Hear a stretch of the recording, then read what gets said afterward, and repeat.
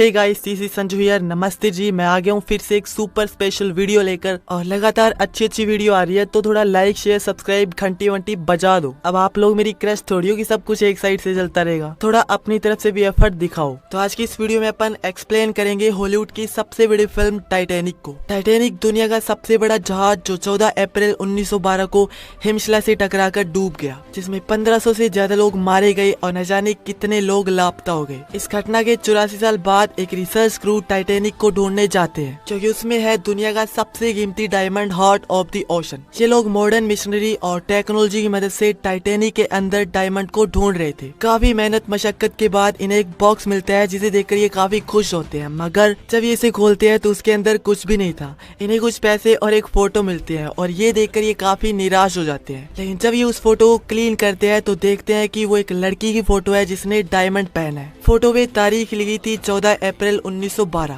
यानी टाइटैनिक डूबने से एक दिन पहले इसे बनाया गया था। इसके बाद न्यूज में दिखाया जाता है कि टाइटैनिक को ढूंढा जा रहा है और ये न्यूज देखकर एक और लेडी रिसर्च टीम को कॉल करती है और उनके कैप्टन से पूछती है कि क्या तुम्हें हार्ट ऑफ द ओशन मिला। और ये सुनकर कैप्टन चौंक जाता है, क्योंकि न्यूज में सिर्फ टाइटैनिक के बारे में बोला गया था, ना कि डायमंड के बारे में। इसके बारे में सिर्फ डायमंड की ऑनर और रिसर्च टीम को ही पता था। कैप्टन पूछते हैं क्या आपको पता है इस फोटो में ये लड़की कौन है। ये लेडी कहती है जी, ये लड़की मैं ही हूँ। और ये सुनकर कैप्टन फौरन लेडी को जहाज पे लाने का ऑर्डर देते हैं। सबसे पहले उस फोटो को देखती है और कहती है कि ये मैं ही हूँ और मेरा नाम है रोज।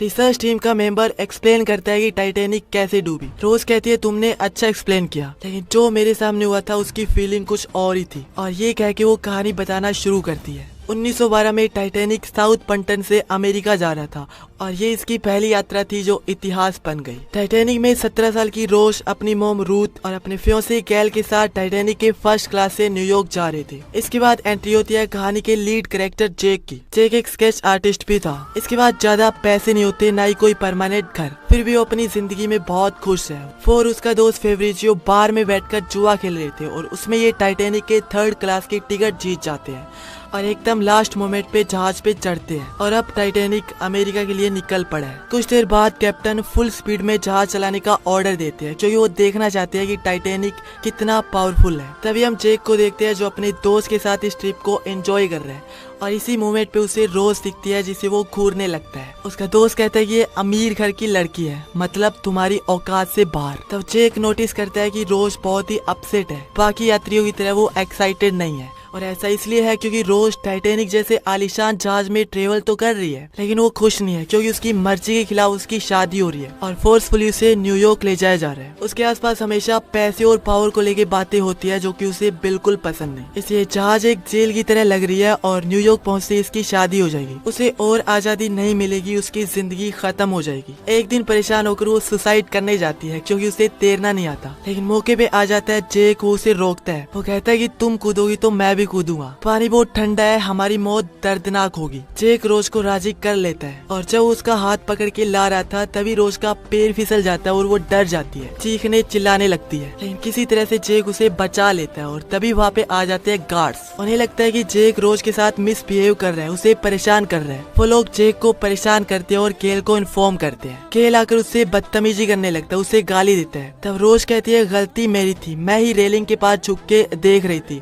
और इसी वक्त मेरा पैर फिसल गया और जेक ने मेरी जान बचाई। तब केल उसे कुछ पैसे देकर वहाँ से जाने लगता है। रोज कहती है मेरी जान बचाने की बस इतनी सी कीमत, और केल जेक को डिनर के लिए इनवाइट करता है। रोज जेक से मिलती है तो उसे पता चलता है कि जेक एक स्केच आर्टिस्ट है। वो गरीब है लेकिन उसने आधी दुनिया घूम रखी है। वो अपनी लाइफ का हर मोमेंट एंजॉय कर रहा है, जो कि रोज नहीं कर पा रही। यहाँ तक कि उसकी शादी भी उसकी मर्जी के खिलाफ हो रही है। इसके बाद यहाँ पर रोज की मॉम आती है अपनी फ्रेंड के साथ। रोज सबके साथ जेक को इंट्रोड्यूस करवाती है। सभी जेक के साथ अच्छा बर्ताव करते हैं रोज की मॉम को छोड़कर, क्योंकि वो जेक को इग्नोर कर रही थी क्योंकि जेक एक गरीब लड़का था। और इसके बाद रोज अपनी मॉम के साथ रात की पार्टी के लिए तैयार होने के लिए चली जाती है। तब इनमें से एक औरत जेक से पूछती है कि डिनर पार्टी में तुम क्या पहनोगे। जेक कहता है मेरे पास तो यही है, तो यही पहनूंगा। वो औरत जे को अपने रूम में लाकर उसे अपने बेटे का सूट देती है। पार्टी में रोज उसे पहचान ही नहीं पाती क्योंकि वो इतना सुंदर था। डिनर टेबल पर रूथ और केल उसे बार बार नीचा दिखाने की कोशिश करते हैं, उसकी बेकदरी करते हैं, लेकिन जेक फिर भी स्मार्ट था, उनके हर सवाल का अच्छे से जवाब देता है। डिनर के बाद वो सबको गुड बाय कह के वहाँ से चला जाता है, लेकिन वो जाने से पहले रोज को एक मैसेज देता है जिसमें लिखा था कि घड़ी के पास आकर मुझसे मिलना। रोज जब उसके पास जाती है तो जेक उसे कहता है कि क्या तुम देखना चाहोगी कि एक रियल पार्टी कैसी होती है।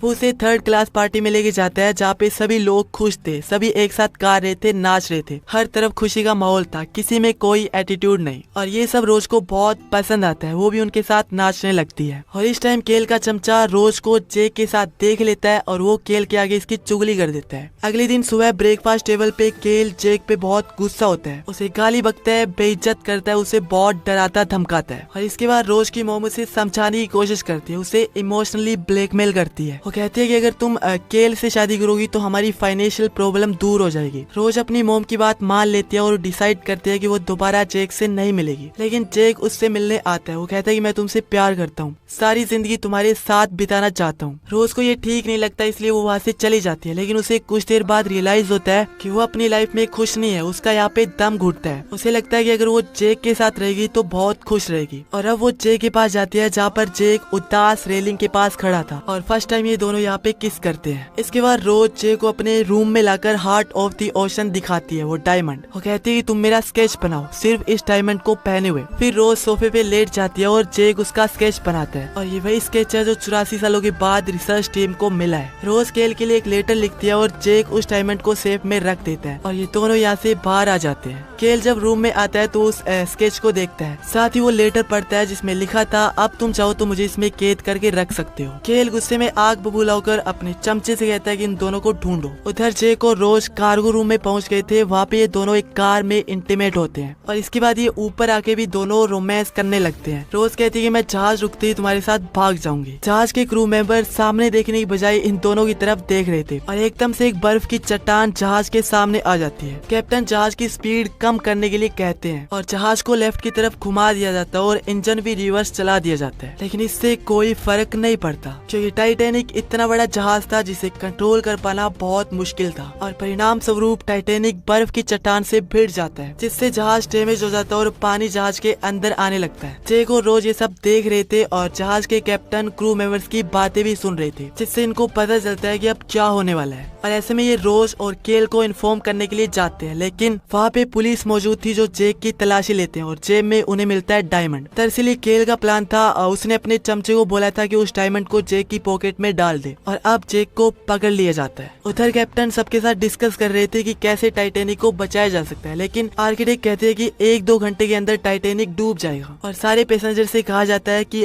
सभी लाइव बोट के ऊपर आ जाए, लेकिन लाइव बोट बहुत कम थी और यात्री बहुत ज्यादा। ऐसा इसलिए था क्योंकि ये जहाज को लेकर ओवर कॉन्फिडेंट थे कि टाइटैनिक कभी डूबेगा ही नहीं, इसलिए जो अमीर लोग थे फर्स्ट क्लास वाले, इन्हें सबसे पहले लाइव बोट में भेजा जा रहा था। और इसके बाद जब रोज की बारी आती है तो उन्हें छोड़कर जेक के पास जाने लगती है। उसकी माँ और केल उसे रोकने की बहुत कोशिश करती है, लेकिन वो किसी की भी नहीं सुनती। बहुत ढूंढने के बाद फाइनली उसे जेक मिल जाता है। उसका हाथ एक पाइप के साथ लॉक करके रखा हुआ था, यानी उसे मरने के लिए यहाँ पे छोड़ रखा था। रोज बहुत ढूंढती है मगर उसे लॉक की चाबी कहीं नहीं मिलती और तभी वो एक कुल्हाड़ी से लॉक को तोड़ देती है। और अब ये ऊपर आके देखते हैं तो सारी लाइव बोट जा चुकी थी और अभी भी आधे लोग यही हैं। एक आदमी ने कहता है कि जहाज की दूसरी तरफ 2 लाइव बोट्स है और जब जेक और रोज यहाँ पे आते हैं तो इन्हें बताया जाता है कि बोट्स केवल बच्चों और महिलाओं के लिए है। जेक उसे भेजना चाहता है लेकिन रोज उसे अकेला छोड़कर नहीं जाना चाहती। तभी यहाँ पे केल आता है जो कहता है कि तुम इस बोट में चली जाओ, मैं जेक को दूसरी बोट में ले आऊंगा। ये कहकर वो जेक को अपना जैकेट पहना देता है। उसके अंदर डायमंड था लेकिन ये केल को पता नहीं था, उसे याद नहीं था। और अब रोज यहाँ से रवाना होती है और धीरे धीरे बोट नीचे जाने लगती है। केल जेक से कहता है कि वो बोट बची है, उसमें तुम नहीं जा रहे, मैं जा रहा हूँ। जेक कहता है मुझे पता था। और तभी रोज अचानक से बोट से जहाज में कूद जाती है क्योंकि उसे केल की बातों पे बिलीव नहीं था।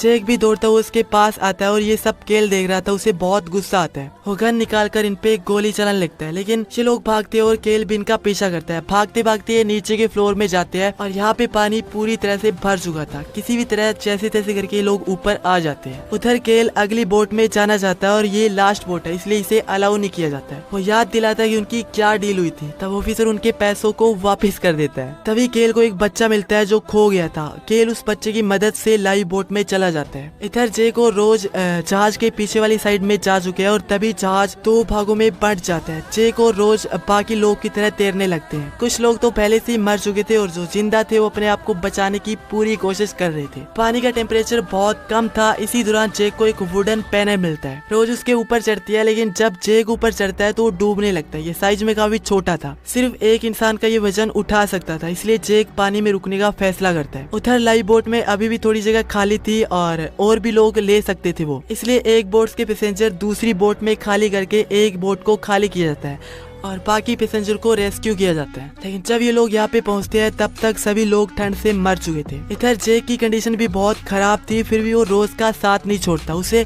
मोटिवेट करता है। वो कहता है कुछ ही देर में बोट आ जाएगी, वो लोग तुम्हें बचा लेंगे। तुम्हारे ढेर सारे बच्चे होंगे जिन्हें तुम बड़ा होते देखोगी, फिर तुम बूढ़ी हो जाओगी और अपने बेड पे लेट के मर जाओगी। ऐसे ठंड में थोड़ी मरोगी तुम। कुछ देर बाद इनके पास बोट आती है, लेकिन इन्हें बस डेड बॉडी मिलती है, कोई भी जिंदा नहीं मिलता। तब रोज को इनकी आवाज सुनाई देती है और वो जेक को आवाज देती है, लेकिन जेक अब मर चुका था और ये देखकर वो डिसाइड करती है कि वो अब उनके पास नहीं जाएगी। मगर कुछ देर बाद वो डिसाइड करती है कि उसने जेक से प्रॉमिस किया था कि वो जिंदा रहेगी। तब वो जेक का हाथ छोड़ देती है और वो डूब जाता है। इसके बाद वो बोट को बुलाना चाहती है, लेकिन उसकी कंडीशन इतनी खराब है कि गले से आवाज ही नहीं निकलती। इसके बाद इसे क्रू मेंबर के पास सीटी मिलती है, उसे बजा के बोट को बुलाती है और वो लोग इसे रेस्क्यू कर लेते हैं। बचे हुए पैसेंजर को एक दूसरी जहाज में ले जाया जाता है। उधर उसकी मॉम और केल भी था, लेकिन रोज उनके सामने नहीं जाती, वो छुप जाती है। न्यूयॉर्क पहुंचकर वो अपना नाम रोज डॉर्सन बताती है, जेक डॉर्सन की वाइफ, इसलिए उसकी मॉम और केल उसे कभी भी नहीं ढूंढ पाते। उसे अपनी जैकेट से वो डायमंड मिलता है, हार्ट ऑफ द ओशन। लेकिन कहानी का ये पार्ट वो रिसर्च ग्रुप को नहीं बताती। रोज की कहानी सुनकर रिसर्च टीम मेंबर बहुत ही इमोशनल हो जाती है और डायमंड को ढूंढना बंद कर देते हैं। आधी रात को रोज जहाज के टॉप पे जाकर उस डायमंड को फेंक देती है, जो कि उसने उसे आज तक संभाल के रखा था। और इसके बाद हम देखते हैं कि रोज सो रही है और वो एक सपना देखती है कि वो टाइटैनिक में फिर से आ गई है, सब उसका वेलकम कर रहे हैं और घड़ी के सामने जेक उसका इंतजार कर रहा है और रोज उससे मिलती है। और इसी के साथ ये शानदार फिल्म समाप्त होती है।